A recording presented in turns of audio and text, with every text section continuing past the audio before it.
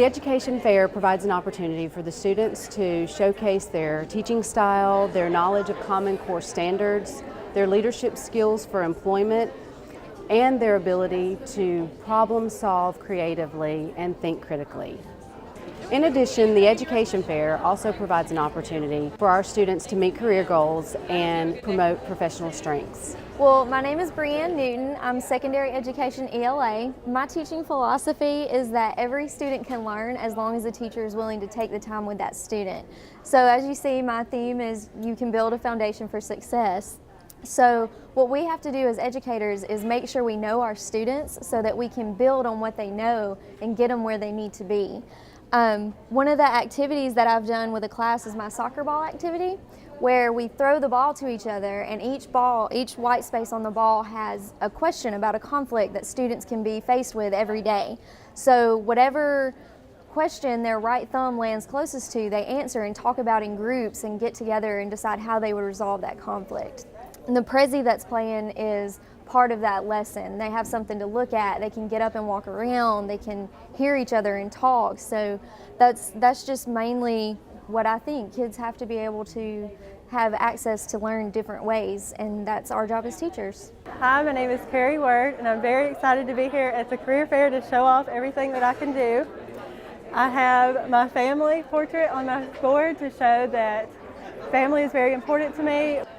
I have my Miss Word book that I use to introduce myself every semester, and then next year I'll use it in my own classroom.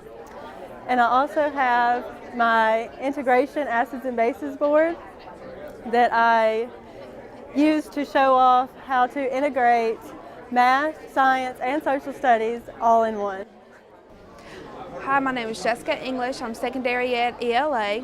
My teaching philosophy is know your students well enough to where you can always keep them interested and engaged so that they can learn to the best of their abilities.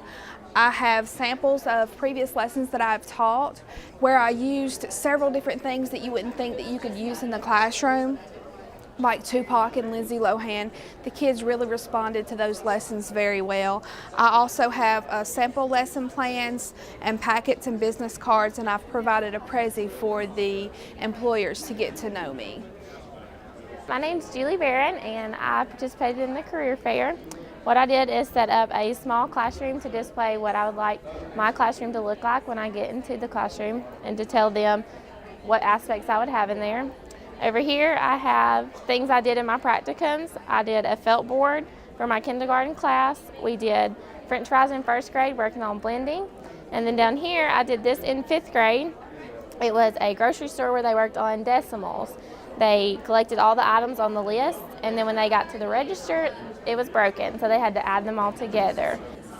This is a really good opportunity to get experience talking to future employers and get your name out there. Hi, I'm Rand Johnson, and this is my display. I am a collaborative ECK major, which means that I can teach students that are both in the general ed setting or in the special education setting. So let's talk about over here. We've got the Kinect, the Xbox Kinect, which I've tried to bring into adaptive PE, or meeting gross motor skill training.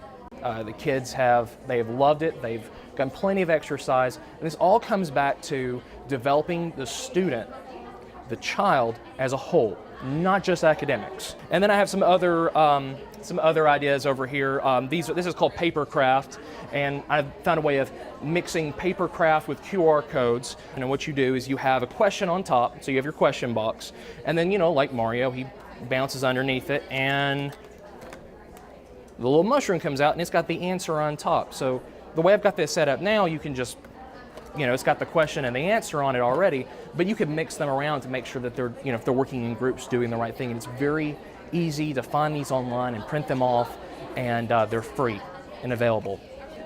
My name is Dawn Silverberg. I'm an elementary education major. This is a display that I made of the educational tools I created while I was a student at JSU. These are some of the books that I did in my practicum class and internship, where we put personalized information about the kids in to help them make a good, strong connection to writing. And I'm going to move over to the science and math area, where we have NASCAR math and Animal Cracker science and math. These are tools that the kids really relate to because everyone knows about NASCAR and all the kids play with little cars. So this is a good way to introduce complicated topics like friction and simple tools like the wheel and axle and inclined plane. And then with our Animal Cracker math and science, we get to take a little pack of animal crackers, which many kids bring for snack, and then they get to divide them up by how they take in energy in the communities and through the food chains. And then here we have an English language learners plan. It's an action plan for teachers to use when a student who doesn't speak English walks into their classroom.